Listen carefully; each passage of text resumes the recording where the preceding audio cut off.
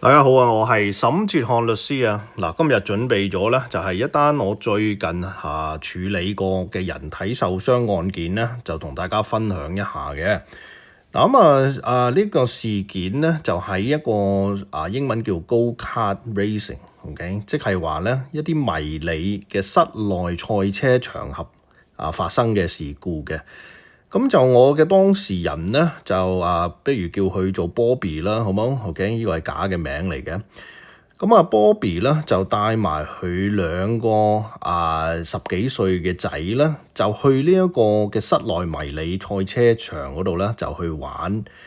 咁就話呢啲賽車咧，其實咧就係好似個名咁講啦，係一啲好細型嘅車咁樣，咁但係咧，若果你揸起上嚟咧，其實可以個速度咧都可以行得好快，可以去到50米嘅喺呢一個嘅賽車場嗰度。咁就因此咧，好多小朋友咧就喜歡呢一種咁樣嘅刺激賽車活動啦。當Bobby 喺度玩緊呢個遊戲嘅時候咧，咁突然之間個場地咧就將所有嘅賽車都停低晒。咁事關咧有一位小朋友咧就係棘住咗喺個賽車道嗰度。咁但係當佢重啟之後咧，Bobby 咧踩極佢個油門咧，佢架賽車都唔喐喎，佢踩咗好多次都係唔喐。咁而且咧其他啲賽車手咧嘅車已經係啟動緊，而且咧就開得好快添。咁突然之間咧Bobby 後邊咧有位小朋友咧揸住個賽車咧，就喺高速嘅速度咧就撞埋去 Bobby 嗰架車嗰度，因為 Bobby 喐唔到架車咧，架車就停頓喺度啦。咁後邊嗰個小朋友咧架車咧撞完Bobby 之後咧，成架飛起嚟咧，咁然後咧就搭咗喺 Bobby 嗰架車上高，咁就即係壓住Bobby 啦。OK， 因為呢啲車咧係冇上蓋嘅，咁所以咧就導致到咧Bobby 個頭盔咧就撞咗甩咗出嚟。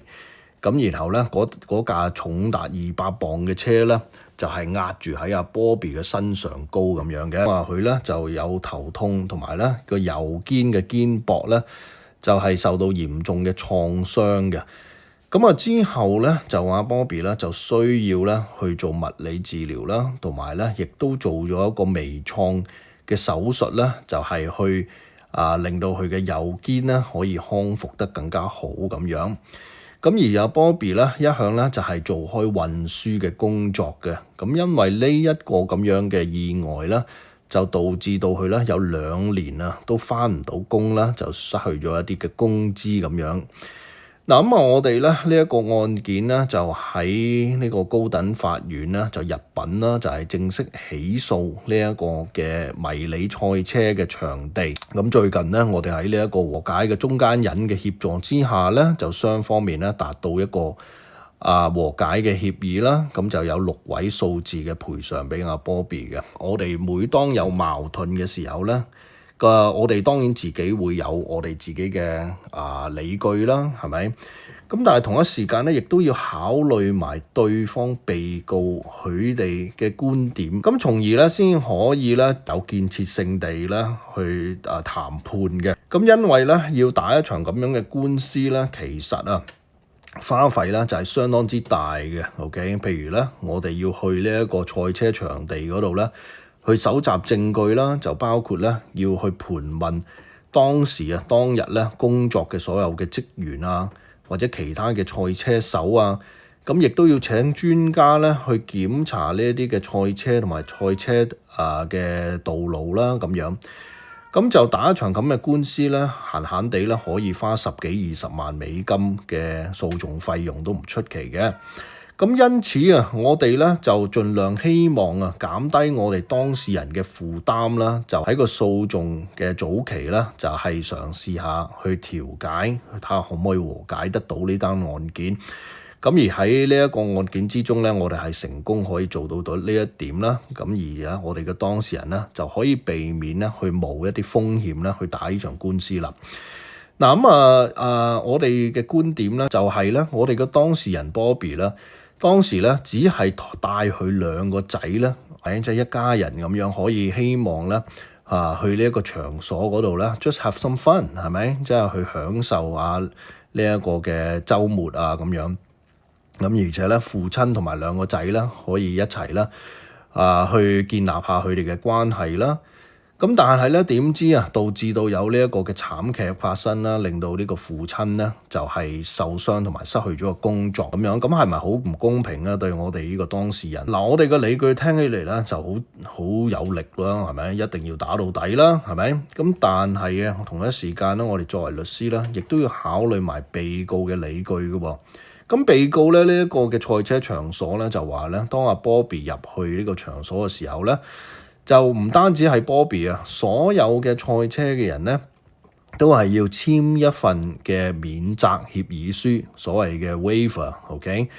咁呢個 waiver 我以前嘅節目都曾經講過啦。當你去一啲健身房啊，又或者遊樂場啊呢啲場所啦，去玩嘅時候咧，好多時候呢啲公司咧都係會規定你一定要簽呢一個免責協議書啦，先至可以俾你開始去玩嘅。咁喺呢個場所亦都唔例外啦，提供咗出嚟啦，就話 Bobby 當日咧已經簽咗啦。咁而且個上高寫嗰啲語言咧係對 Bobby 相當之不利嘅。咁即係話我接受咧所有玩呢一個嘅迷你賽車嘅所有風險，就包括死亡啊、燒傷啊、壓倒啊咁樣，或者撞擊啊、頭腦呢個腦震盪啊咁樣，有一個簽名喺度。咁當然 Bobby 就話唔係佢嘅簽名啦。咁但係咧呢一樣嘢咧就要上到法庭先可以拗得到。而第二個理據咧，被告咧提出咧就話 Bobby 咧係一個假裝受傷嘅人。OK， 英文咧就係叫 Mallinger。咁 Mallinger 呢個意思咧就即係話，每當原告人提出一個有意外受傷嘅案件嘅時候咧，佢好多時候咧會假裝受傷，又或者扮到自己個傷勢咧係特別嚴重。咁事關一啲做肩膊手術嘅醫生咧，佢哋都話咧，做完呢啲微創手術之後咧，其實咧6個星期以後呢一個嘅病人咧就已經可以正常咁樣康復，而且可以返工做嘢㗎啦。咁點解 Bobby 會等咗2年咧都冇做嘢咧？6個星期同2年嘅相差好大嘅噃，咁樣。咁因此咧，被告咧就有一個理據啦，就話 Bobby 根本咧就係唔想好返 ，OK？佢故意咧嚟喺屋企咧，又係扮到自己好似傷殘咗。咁但係其實佢嘅傷勢咧，其實就唔係話咁嚴重嘅啫，咁樣。咁我哋咧當然啦，作為原告人亦都可以有一個反駁嘅 ，OK？咁因為法律上有一個概念咧，就係叫做 eggshell plaintiff，OK？即係話咧雞蛋殼嘅原告人喎。咁咩叫雞蛋殼原告人？呢個理論係咩一回事咧？咁喺法律嘅層面上高咧，若果你係一個當事人，你係一個特別脆弱嘅當事人嚟嘅喎，咁嘅話咧，有可能你受嘅傷咧係會比平常人咧係較為嚴重嘅，因為你係容易受傷、容易特別脆弱嘅人。咁好似譬如你係一個患有一個骨質疏鬆嘅人咁樣講啦，係咪？咁平常人咧，若果俾人追尾撞親嘅話咧，都可以咧就好快去康復啦。咁但係因為你係一個有一個長期嘅脊椎病嘅人啦，咁你俾人碰一碰咧，你就要病到要做手術。咁呢個咧就係叫 eggshell plaintiff，你一個好脆弱嘅叫雞蛋殼嘅原告人。咁嘅話咧，即係話我哋可以話阿 Bobby 咧係一個特別敏感一個好 sensitive 嘅男人嚟嘅。OK， 雖然咧佢年紀唔係好大，47歲咁而且咧亦都係一個有份工做嘅人。咁但係咧佢嘅心理上咧係一個好脆弱、好 sensitive、好敏感嘅人嚟嘅噃。咁因此咧有少少痛楚咧，佢都會特別去保護自己個身體咁樣。咁呢個講法咧，就當然啦可以上到法庭拗嘅。咁但係唔多唔少啦，都會有個風險喺度咧，就係啲陪審員上到法庭咧，就未必一定會接納我哋原告人呢個講法嘅。咁亦都好有可能咧，佢哋係會接納對方呢個賽車場所佢哋嘅講法都唔出奇嘅噃。咁因此我哋作為律師咧，就要建議俾當事人聽啦。就我哋一路打落去呢個官司打落去啦，佢當然有呢個權利去咁做啦。咁但係一路打落去咧，個風險咧就係當事人要蒙受，我哋咧作為律師咧就要去考慮到雙方面嘅觀點，咁然後衡量一下啦，作出一個好理性嘅分析，就唔係話單方面咁樣去諗一件事。咁然後最後咧就要幫我哋嘅當事人取得一個合理嘅和解方案俾佢哋去考慮。嗱，咁講到呢度啦，同大家介紹下我自己啦，我就係沈哲瀚律師事務所嘅沈哲瀚律師。我喺三藩市灣區呢度咧，就係專門處理意外受傷、意外死亡、房屋產權糾紛同埋生前信託嘅案件嘅。